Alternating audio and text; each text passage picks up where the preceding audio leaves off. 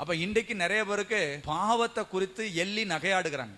அவன் செய்றான் அவன் கணக்குல இருக்கு, நீ செஞ்சா உன் கணக்குல இருக்கும். உன் கணக்குல இருக்கிறது ஒண்ணு இல்லாம அழிக்கப்படணும், நீ மன்னிப்பு கேளு. இன்னைக்கு நிறைய பேர் நிர்விசாரமா இருக்கிறீங்க. அவன் செய்த பாவத்தின்படி, கிரியத்தின்படி, நன்மையின்படி கர்த்தர் பலன் கொடுக்கிறவராயிருக்கிறார். இன்னைக்கு நிறைய பேர் யார கைய காமிக்கிறாங்கன்னா அவன், இன்னும் நிறைய பேர் யார காமிக்கிறாங்கன்னா பக்கத்து வீட்டுல பாரு அவன் எவ்வளவு பாவம் செய்யறான். யாருமே ஒத்துக்கொள்ள மாட்டான். வேதத்துல சொல்லப்பட்டிருக்கிறது, வேசி தின்னுட்டு நல்லா தொடச்சிட்டு நான் ஒரு பாவமும் செய்யலாமா, துணிகரமான பாவத்தை செய்து விட்டு இன்னைக்கு யார கேட்டாலும் சரி, இதை எடுத்தியா, நான் எடுக்கல, திருடுனியா, நான் திருடல. அப்ப வீடியோ போட்டு காமிச்சாதான் பாப்பாங்க, ஆமா இது யாரு, நீ தானே. சில நேரங்கள் நம்ம நினைக்கிறேன் செய்த பாவம் யாருக்கும் தெரியாது என்று சொல்லி. சாத்தானுடைய பொய்.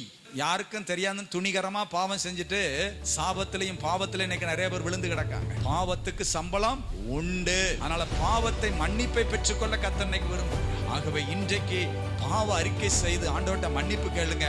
அந்த சாபத்தை உனக்கு ஆசீர்வாதமாய் மாற்ற போகிறார்.